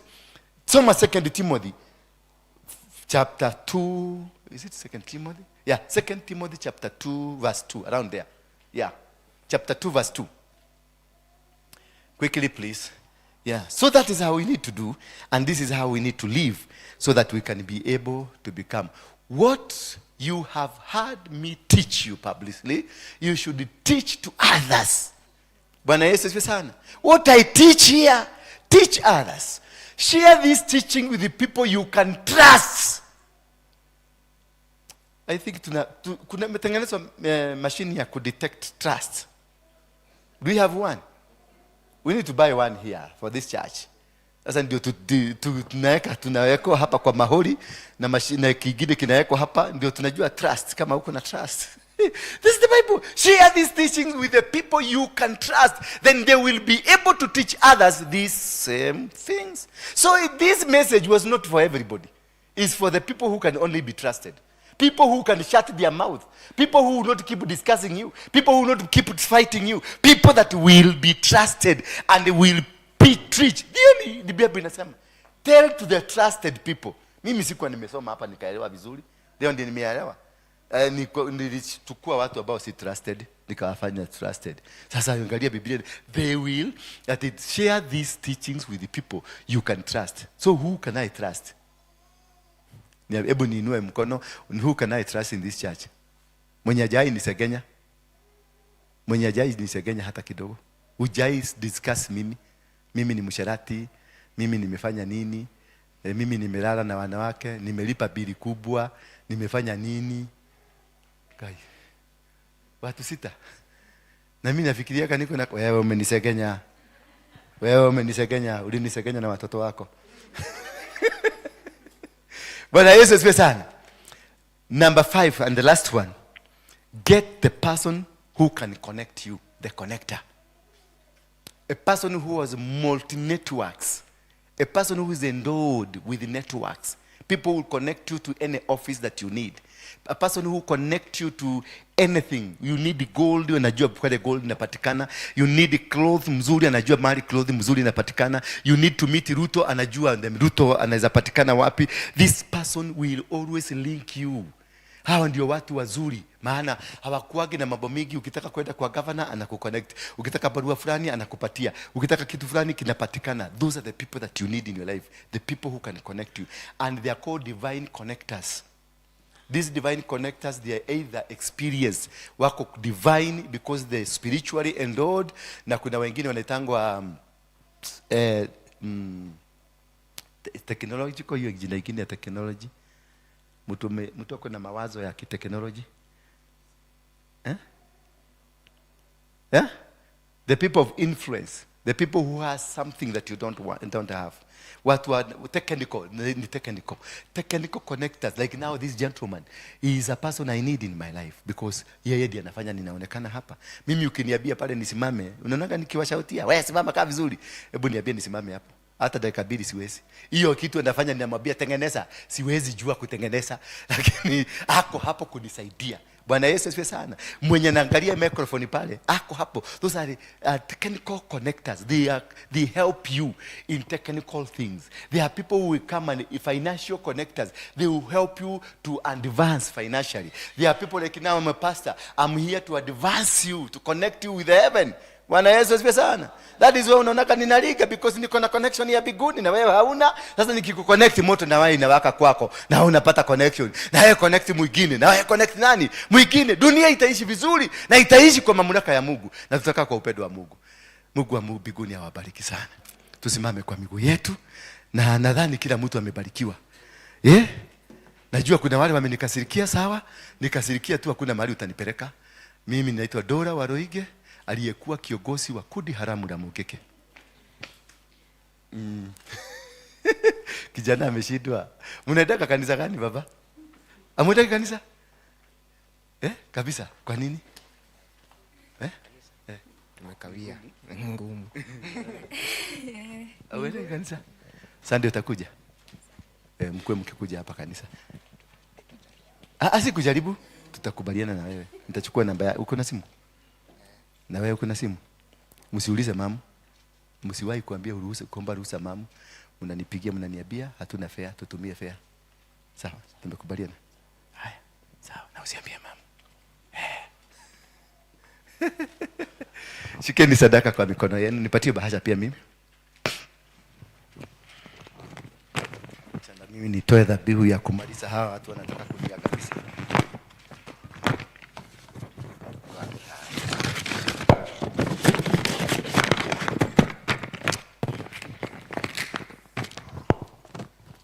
Inua dhabihu yako juu na mkono wako wa kulia. Mwambie, Bwana. Sema, rudia nyuma yangu. Sema, Bwana, Mungu uliyeumba mbingu na dunia. Wewe ndio baba wa Abrahamu, baba wa Isaka, baba wa Yakobo, baba wa Daudi. Wote hawa ni watumishi wako. Uliwasaidia kwa njia nyingi. Na katika barabara zao walizozipitia za ugumu uliwasaidia. Katika hali zao za ugumu uliwasaidia. Katika hali zao za kutopendelewa uliwasaidia. Walipoinukiwa na maadui uliwafanikisha. Walipoinukiwa na maadui uliwafanikisha. Ongeza sauti. Walipoinukiwa na maadui uliwafanikisha. Hivi leo kuna maadui wameniinukia.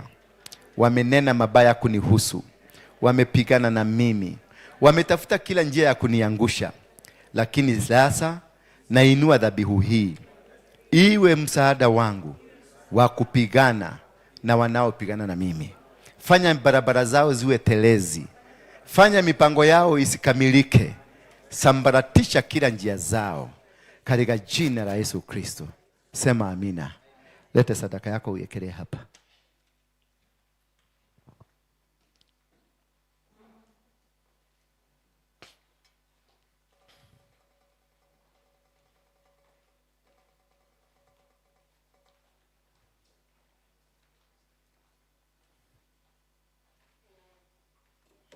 Pastor. Ngai yako ira ujire atia. Taraguku. Ndoko inuka. Eci ana tugutwara ku. Ni ukohe? Mumepewa nini? Kujeni. Kama mna uhoro. Atuwe sasa. Utanita tabii. Utanita tabii. Hapo umefurahi? Sana. Na wewe? Umefurahi? Dake yoshia. MTDH. Baba wa mbinguni, nakushukuru kwa sababu ya familia hii.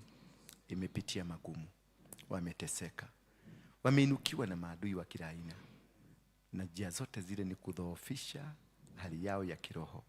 Lakini kutoka sasa kwenda mbele, Mungu, kuwa kivuli chao, kuwa baba yao, kuwa mume wa huyu mama, msaidie, mbariki, mfungulie kila aina mlango, acha kasafiri mataifa, wacha kafanya kazi yako kwa kila aina. Watoto hao wasilale njaa, wasiteseke, katika elimu yao wakafanikiwe, katika maisha yao wakafanikiwe, na chochote ambacho watakuomba kutoka kwako kwa ajili ya madhabahu haya, Baba nakuomba tu kawabariki.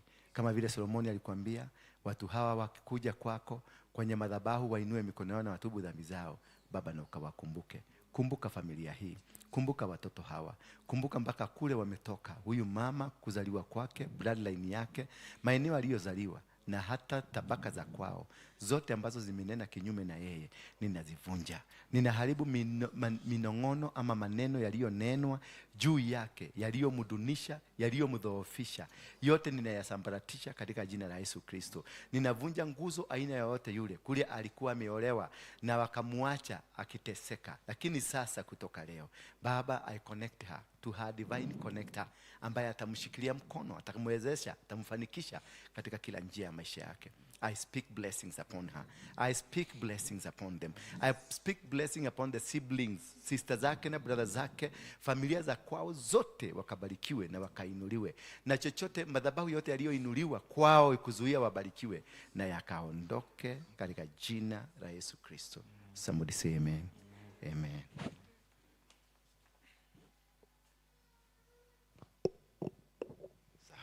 You're free. Mwache tuende chini. Mwache tu chini pole pole. You're free. Ako free. You're free. You're free. My sister. You're free. Yes, kuja. Mwalimuka. Yes. Mungu akuinukie, akubarikie. Receive the favor of God. Simama hapa. Wakati ulikuja kwa hii madhabahu, Mungu alikufungulia milango. Ukatoroka. Umangaika kuingia. Ndio maana Mungu alifunga hiyo mlango. Chochote ambacho kilianzishwa na maombi is sustained na maombi. Sawa. Wacha Mungu wa mbinguni akukumbuke. Whatever that has been going through you, the challenges, the difficulties, milango iliyofungwa ninaifungua sasa. Mungu jidhihirishe kwake. Ninavunja maroho ya wachawi, ya waganga na hata Illuminati. Chochote ambacho kimeinuliwa kukuzuia ukaweza kufaulu, the limitation, the stagnation, the forces of darkness, come out in the mighty name of Jesus Christ. You are free. Mwache tuende, mwache. Yes. Okay.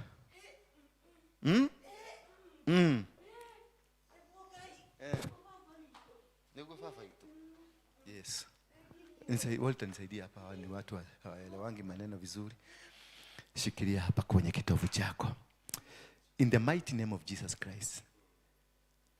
Familia hii iliyojawa na ushirikina, iliyojawa na uganga na urogi, familia hii na damu ya kwao ambayo imefuata huyu mtoto wako akawa pia anateseka, sio kwa sababu ya vitu amelifanya, lakini vitu vinavyomfuata.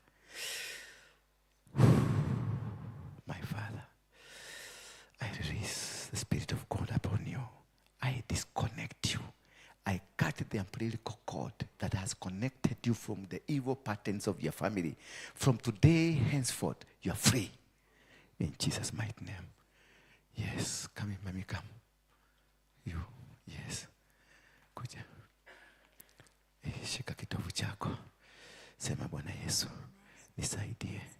Nikatwe kitovu changu ambacho kimenishikanisha na maovu ya familia.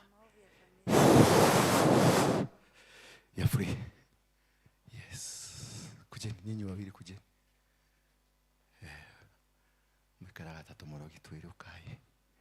Muri andu a Ngai no ni mwitukanagia muno. Kujeni hapa. Kuja. Wewe unaenda wapi kanisa? Mike. Simama hapa. Hapa na wewe simama hapa. Mike. Utwalire ku.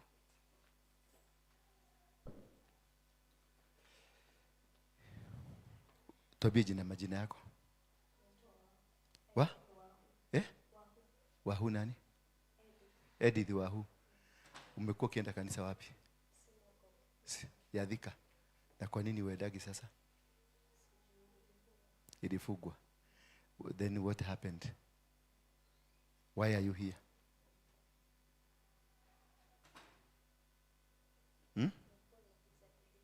Kwa nini deliverance ya nini? Ongea. Nataka uongee hiyo kitu kutoke. Ongea vizuri na nguvu. Ulikuwa na nini? Kaini chini tafadhali. Sorry for keeping you standing. Ulikuwa unatokelezewa na nini? Ati giant. Giant ina gani?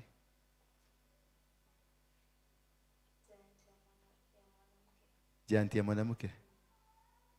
Aje sasa giant ni nini? Ni mnyama, ni mtu lakini kimutu kikubwa. Kimutu kikubwa. Mwanamke huyo unamjua? Nani? Anaitwa nani? Lucy. Apostle Lucy. Ndio alikuwa anakutokelezea. Alafu anakuambia nini?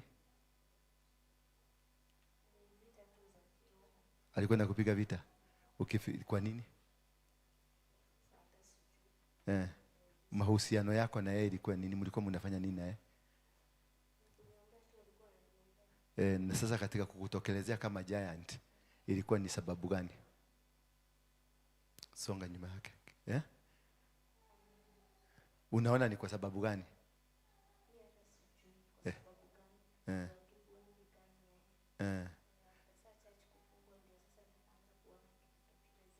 Okay, akikutokelezea kama giant alikuwa na behave aje? Kukuharas. Alikuwa anataka umfuate kule alienda ama alikuwa anataka nini? Mwende mkafugue kanisa. Alafu sasa kutoka ulipokataa akaanza kukutokelezea kama giant. Alikuwa anakuita ikiwa giant, anakuita ama anakufanya nini? Anakuambia umfuate ama anakuharasi? Kazi yako. Sasa kazi yako iko sawa? Imefungwa. Sasa unasikia? Huyu ni apostle. Amefanya mtoto kama huyu. Amefunga kazi yake. Na ndiye anasema mimi ni mtoto yangu ya kiroho. Huyo ndiye alifanya nifuge kanisa because ni uchawi. Alifukuza Maina, Pastor wa Moro. Akafukuza. Marete na yeye anaongelelea akiwa Meru. Anaongelelea akiwa Meru. Ameniandikia message mrefu, hebu nipatie simu yangu. Ameniandikia message mrefu sana. Nimempatia kanisa, nimempatia kila kitu, vyombo kila kitu. Anaongelelea, anaendanga anakuta mafuta imemwagwa sijui ni ya cowboy, imemwagwa kwa murako, imemwagwa kila mahali ukitembea tu unaenda kwa kisiri. Kitu kiaguka. Kanisa ya Thika. Hiyo nataka tuingie tuende huko tupeleke maombi. Wameweka uchawi huko ndani. Nimeenda nakuta tumetingwa yetu nyoka 2-3 hapo. Bwana Yesu asifiwe sana. Huyu mtoto huyu sasa unatesa mtoto kama huyu wa nini? Na ni wewe ati ni apostle. Ati yeye ndiye ni mentor wangu. Yeye ndiye ananisaidia ile mafunuo napataga. Ni yeye ananitumia hizo mafunuo. Na ni yeye ni bibi yangu. Bwana yake amekufa hapa juzi hata sigo isije katika Anakuja kuniambia mimi ni bwana yake, ati Mungu amesema. Mungu gani huyo? Huyo Mungu nikakutana na yeye siku moja. Huyo ana watu maga. Ndiye akashamani nake ile lugu atakula ya kichwa. Huyo Mungu ana watu maga, ati ni yeye. Ati ni yeye, ati Bwana amesema, amenituma. Niliona nikipagusa mesa kwako. Mimi najua kupagusa. Mimi nimelea watoto 26 kwangu peke yangu. Nimefuka diaper. Yes. I don't need a woman in my house. Shame on you. Ate mudu to yuru mudu orage muthuri wake just the other day. Ushoke uashoka kwako. Imagine mtoto kama huyu. At this age. You are a mother, uko na watoto this age. Alafu na harass you in the spirit. Haka kanajua nini spiritual warfare? Kanajua nini? Na wewe unataka kuja kuogosa? Nataka kutuogosa? Kanajua nini? Utaimagine ngikumbira tagereka anti yake na siku yako. Nikusaparatisha kazi yako, nikuharibia kila kitu. It can't work this way. It can't work this way in this house. I can't allow this nonsense. Keep off. See that you are here because I love you. You are here because you are here sent either by the devil or by God. But the majority of you are the devil sent. Majority, sisema nini yote? Majority are the devil sent. Huyu ni apostle. Huyu amefanya huyu mtoto ni apostle. Alikuja hapa ameniambia Mungu amemtuma. Huyu ni Mungu. Ukihora ati mwanata huyu. How? Ukipigaje mtoto kama huyu? Hajui vita za kiroho, hajui. Umemfungia duka yake, amefunga, alikuwa na kabiashara. Tulimsaidia hapa yake kabiashara kamefungwa. Na anataka kufungua, anaona giant inakuja. Meme abuso. Manatoyo. Bila hakuna abela zigana. Ni caregiver. Yes. Unataka kugive nani care?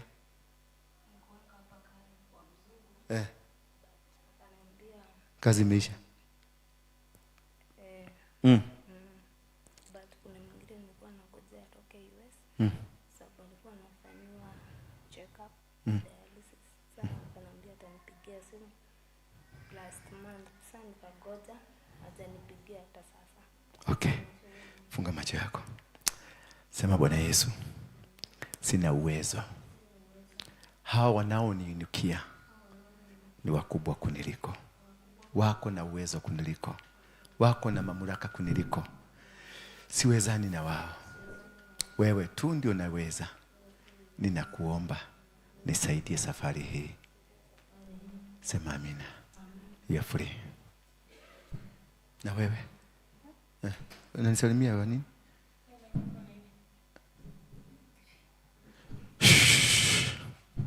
Out.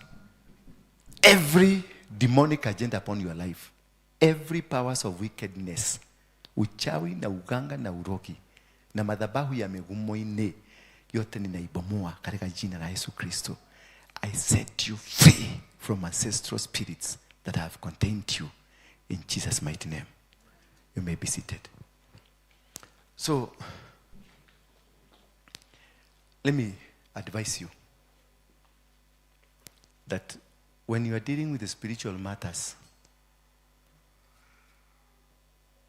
isi soko. Unaweza kutoka hapa na laana. Utatoka hapa na magonjwa ambao hauielewi. Utatoka hapa na makansa. Utatoka hapa na mashida nyingi sana. Maana hizi tunatoa. Hizi. Huyu sister huyu ndiye alikuja hapa, ndiye mliona alikuwa na kansa. Na nilipomwombea alipona. Alipona majapona? Amepona. Alikuwa hapa. Sasa hiyo kansa iko hapa. Inahanga hapa. Inangojea ni nani itaingia. Fungua tu mdomo yako. Utajikuta uko na kansa hiyo. Hii mapepo yote tunatoanga inahanga. Ndio naona ile ilikuwa kwa yule mtu alikuwa na dominion. Ziliomba Yesu ruhusa, zikamuuliza lazima tuingie mahali. Zikaingia kwa maguruwe. Zinatafutaga mahali pa kuingia. Nikitoa kwako, si ati inakufaga, inaedaga inakaa mahali. Ikigojea ni nani? Who is the next candidate? Sasa wewe na hapa ni juko nemi alio neke hiyo maneno utajikuta. utajikuta na maneno mazito magumu, ni hatakuweza. And I can assure you, hii yote ili change. Ile mlikuwa mmezoea ili change. Wakapi walikuwa hapa Sunday asubuhi? Nani alikuja? Mtu wa tumelali. Wacha kucheka.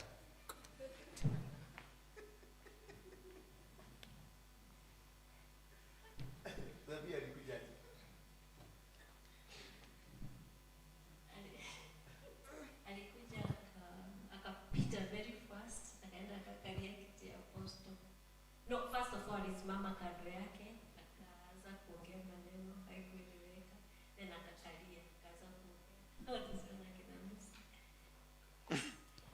Alikuwa anasema nini? Teo dhamaki wa Ngai ni wa Kenya. Aliongea, hakuwa mtu mbaya. Can I tell you who was that? Can I tell you who was that? That was Jesus himself.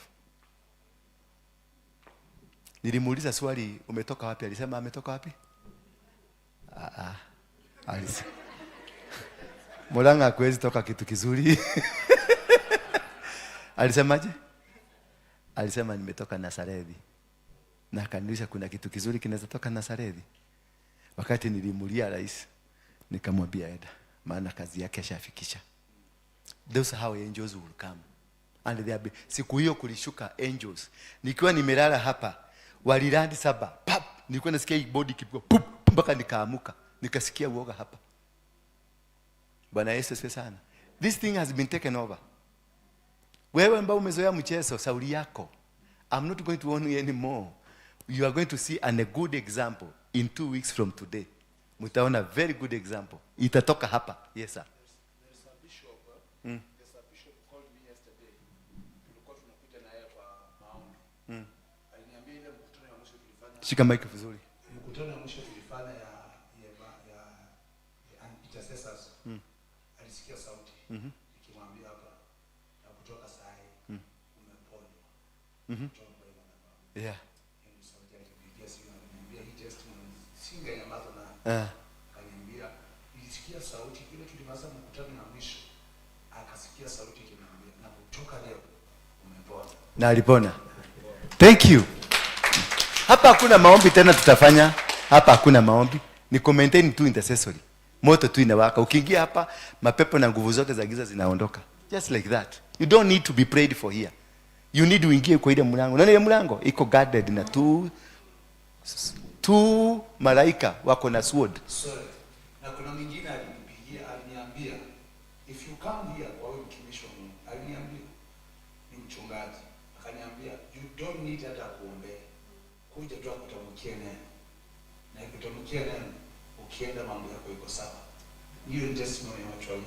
Ni wachungaji. Yeah, na si wa kanisa hii. Are you getting me now? Please. Amina. Oh no, Amina haraga. Amekamatwa. Huyu ni alitumwa na Mungu akafanya kazi ya Mungu. Lakini ni mang'aa. Ako busy kifanya job. Sasa kazi na yeye wamefungwa, wamewekwa ma breaks.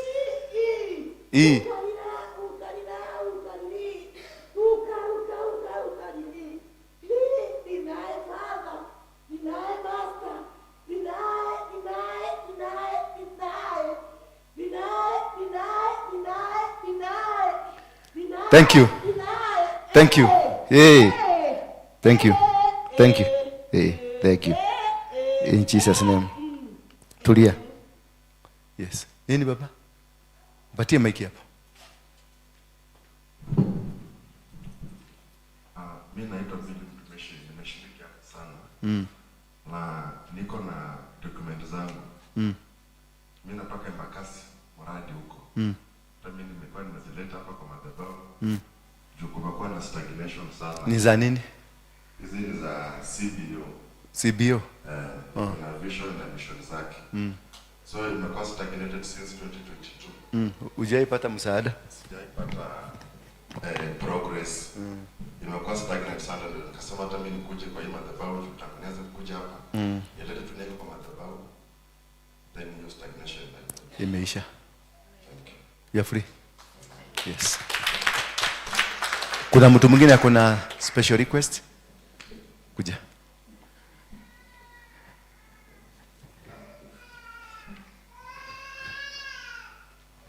Kaambia kanyamaze ama tukatuage.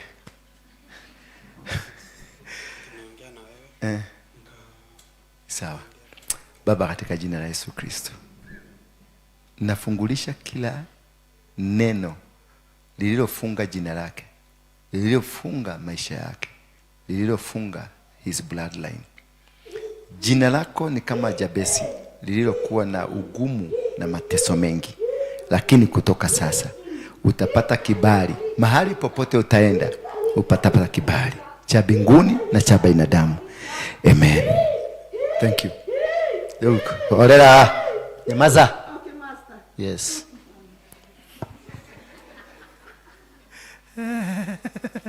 Master. Yes. Kuna mwingine? Yes, kuja.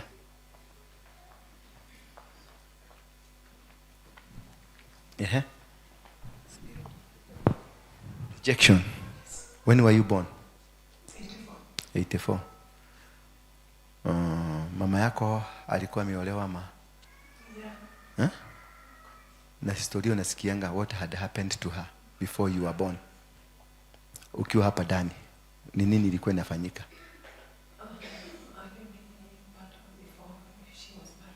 She was married. So she had ile nia ya kutaka kukutoa. Ama ile kukataliwa. Timu walikataa kasema pregnancy sio yangu, kuna mtu alikataa.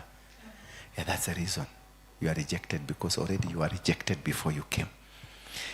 She had planned to abort you, lakini akaona atakufa.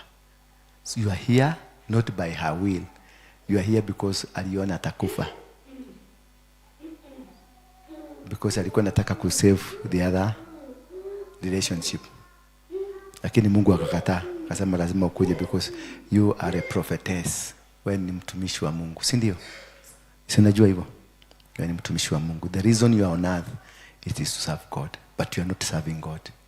Ukora ni mwiki sana, si ndio? Tuongee ukweli hapa, kuna ongea kwa ukweli. Ukora ni mwiki. Are you ready to say yes or no? Yes. Ukora utawacha? Ushagiri utawacha? Usherati utawacha? Thank you. Lete mkono. Sema, Bwana Yesu, nimekuja mbele zako kutubu dhambi zangu zote ambazo nimetenda kwa makusudio na zile nimetenda bila makusudio. Nisaidie. Yes. Nani mwingine ako tayari kuconfess? Hakuna? Tuingie kwa ibada ya jioni baadaye. Thank you. God bless you. And now may the grace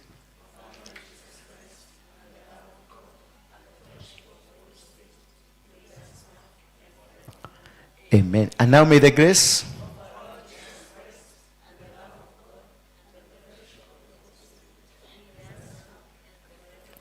Amen and amen. May the Father of heaven guide you.